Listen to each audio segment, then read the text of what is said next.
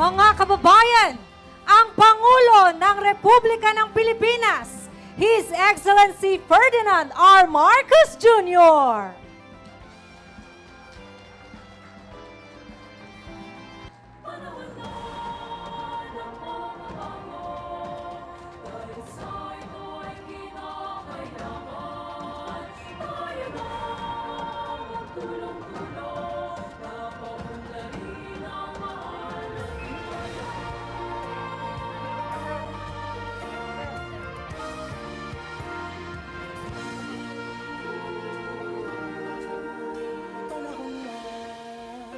Panahon na pagbabago, dahil sa ito ay kinakailangan tayo na magtulong-tulong, napaunlarin ang mahal nating bayan.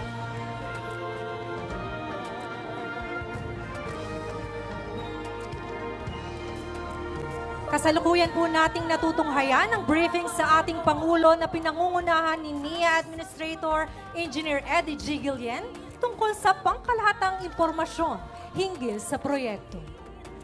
Bawat mamamayan dito sa atin ng pagbabago sa pag-asenso, magsikap ng mabuti ng kuminhawa tayo. Malaki natin sa mundo at ipamalas ang bagong Pilipino at bagong Pilipinas.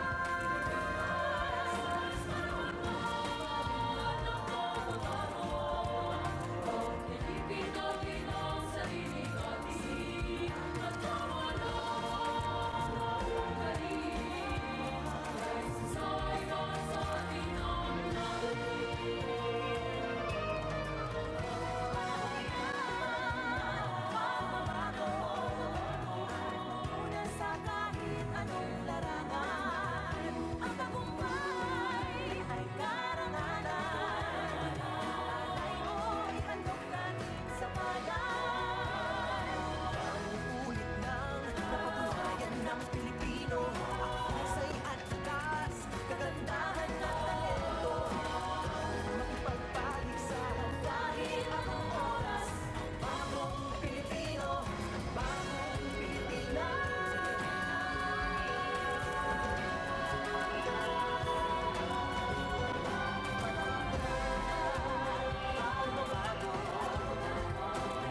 At ngayon, pangungunahan po ng ating Pangulo ang pagpapasinaya ng project marker ng Ibato-Iraan Small Reservoir Irrigation Project.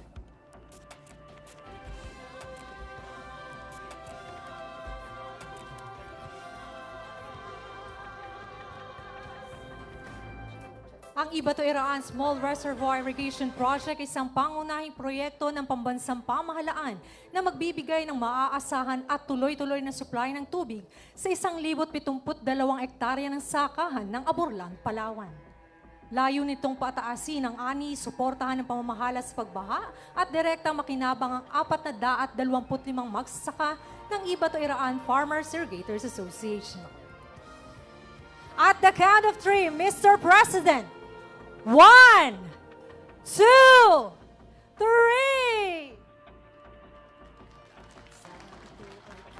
Maraming salamat, mahal na Pangulo.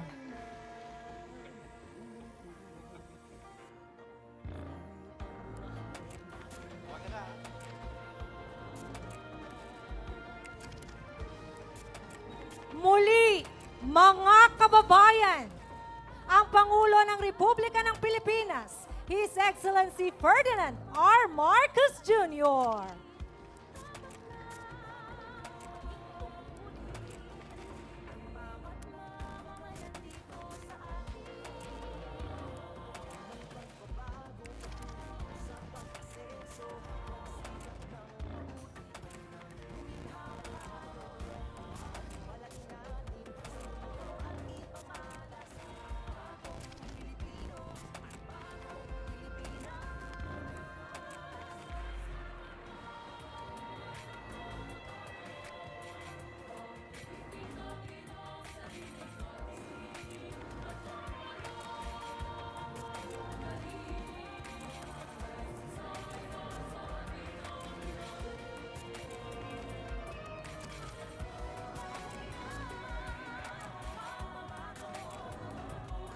Maaari na po tayong umupo.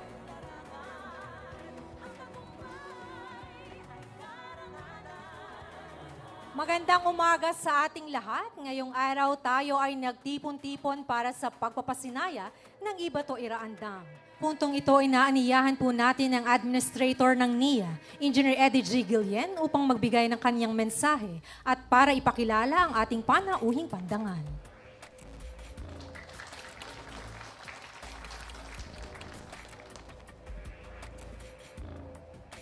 Maraming salamat po sa ating mahal na Pangulo, His Excellency President Ferdinand Bongbong Marcos Jr., sa ating mga kapwa lingkod bayan, sa aking NIA family, sa ating mga mahal na opisyal at kasapi ng ating mga irrigators associations, ang ating mga farmers po.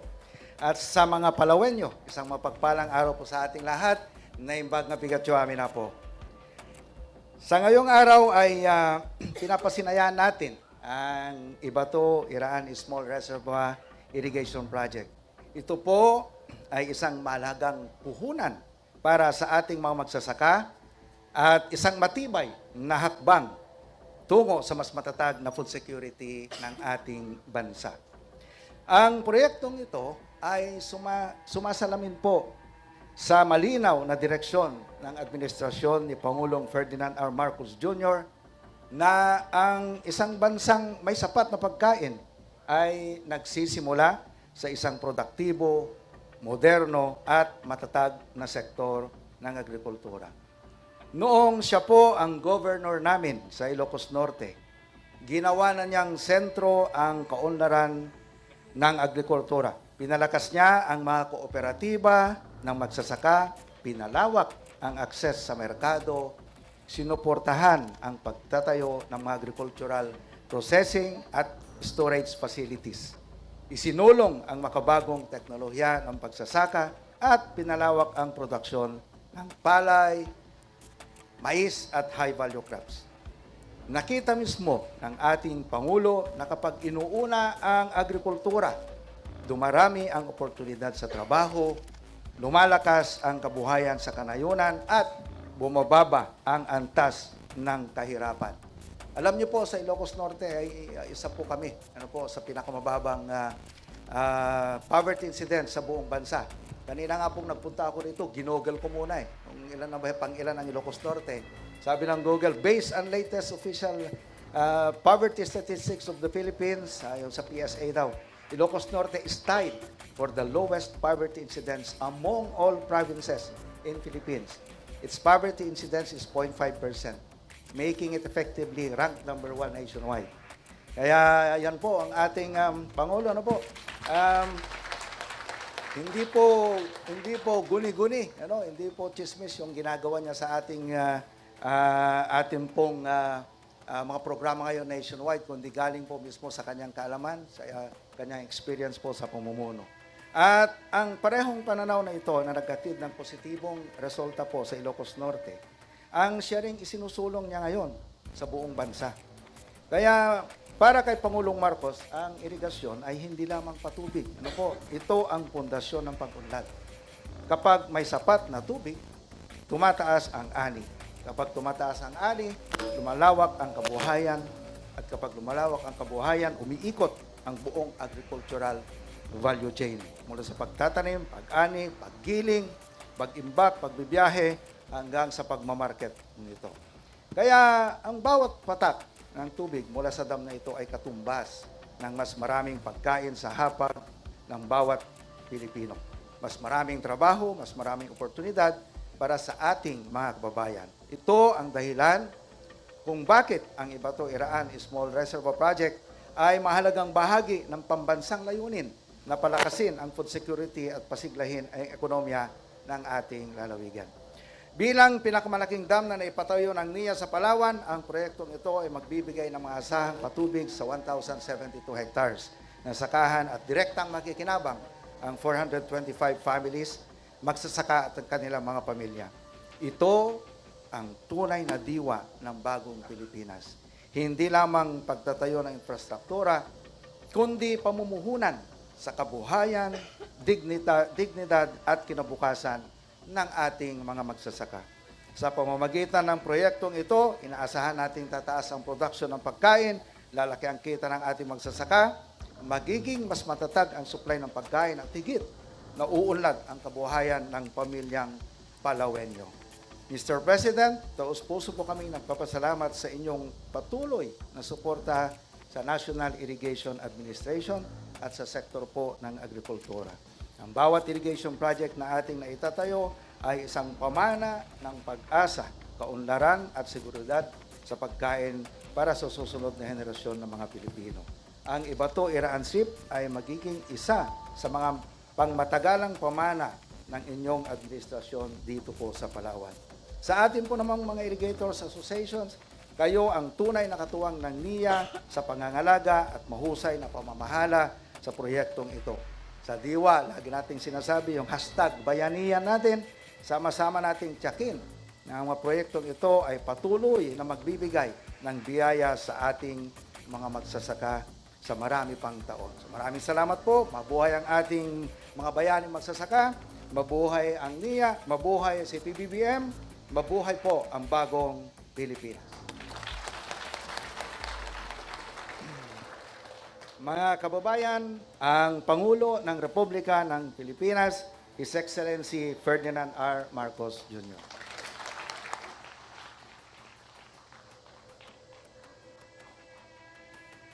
Maraming salamat sa ating NIA Administrator, Administrator Eddie Guillen. Magsiupo po tayo. Ang Palawan 3rd District Representative, Representative Hila Costa. Ang Pinoy Workers Party List Representative, Carl Joseph Lagaspi. At Borlan Municipal Mayor, Lito Tito. Ating mga benepisyaryo mula sa sektor ng agrikultura, ang mga minamahal natin mga magsasaka, ating mga kasama sa lingkod bayan, mga ginang at ginoo, magandang maga po na imbag bigat yung amin.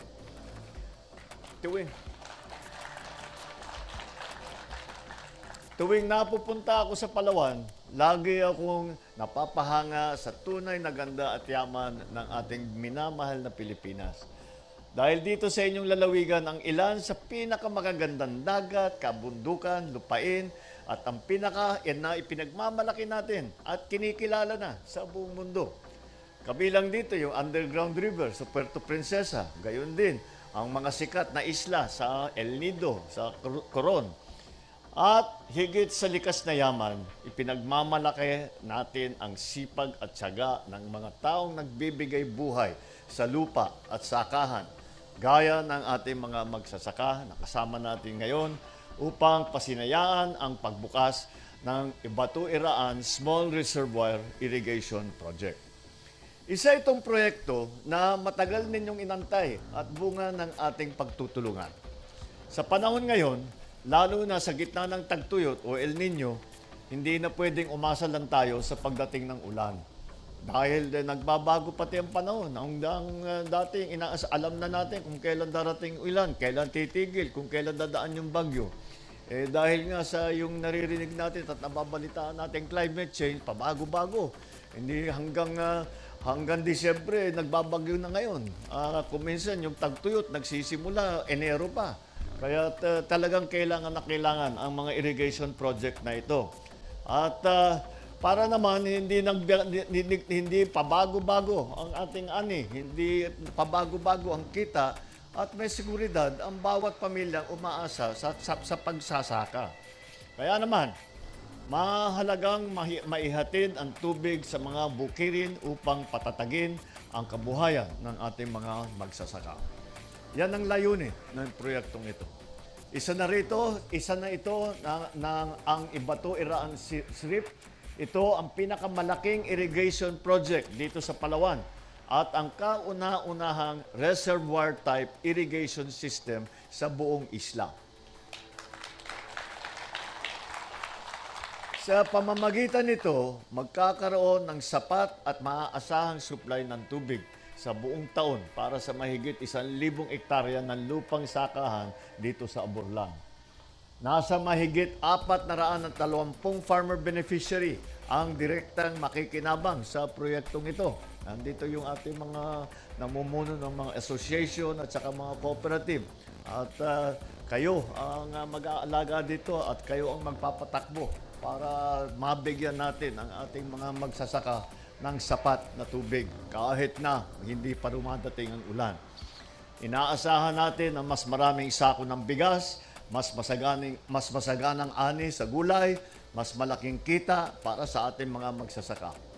Higit pa sa mga ito, hatid din ng proyekto ang kapanatagan ng loob, kasiguruhan sa patubig at pag-asa sa mas magandang kinabukasan para sa bawat pamilyang umaasa sa sakahan. Hangad natin na magamit ang reservoir ng pangmatagalan. Layunin din nito, gawing mas panatag ang inyong loob sa bawat panahon ng taniman, tag-ulan man o tagtuyot. At hindi dito natatapos ang ating mga hakbang. Kasabay ng pagpapalawak ng mga irrigation projects sa buong bansa, ginawa din nating mas moderno ang ating mga sistema ng pagsasaka. Dito, sa Palawan, nagpapatayo tayo ng mga solar power pumps na gumagamit ng AI at yung tinatawag na artificial intelligence, AI Satellite Assisted Monitoring at Fertigation System.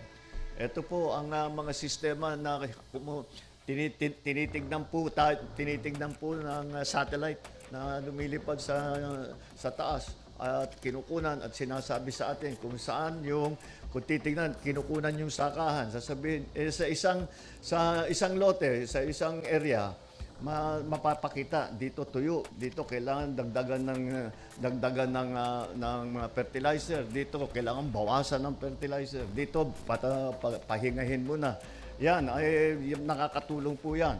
Ang ating mga solar powered na pump na bomba para sa irrigation, bomba pa rin kagaya ng ginagamit natin noon.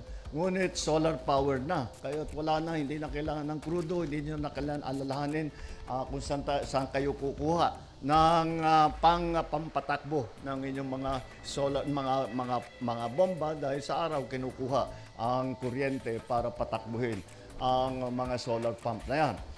Kaya inaasahan ko na ang matatag at na pagtutulungan ng NIA at ng Ibato Iraan Farmers Irrigators Association. Alagaan, ingatan at paunlarin natin ang infrastrukturang ito. Kayo po ang kasangga namin na pagpapanatili at pagtatagumpay nitong proyektong nito. Makakaasa po kayo na katuwang ninyo ang pamahalaan sa pag-aayos ng mga sistema at kayong mga magsasaka ang nagbibigay buhay dito. Maraming salamat sa inyong lahat. Mabuhay ang ating mga magsasaka. Mabuhay ang Palawan. Mabuhay ang bagong Pilipinas. Maraming salamat po, mahal na Pangulo. Sa puntong ito, inaaniyahan po natin ang ating Pangulo para sa isang group photo sa baba ng entablado kasama ang ating mga bisita.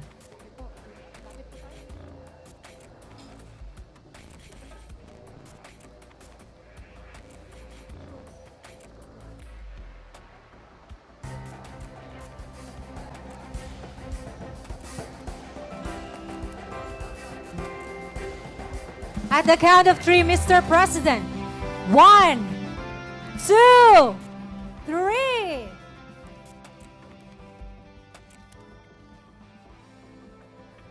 Maraming salamat po, mahal na Pangulo.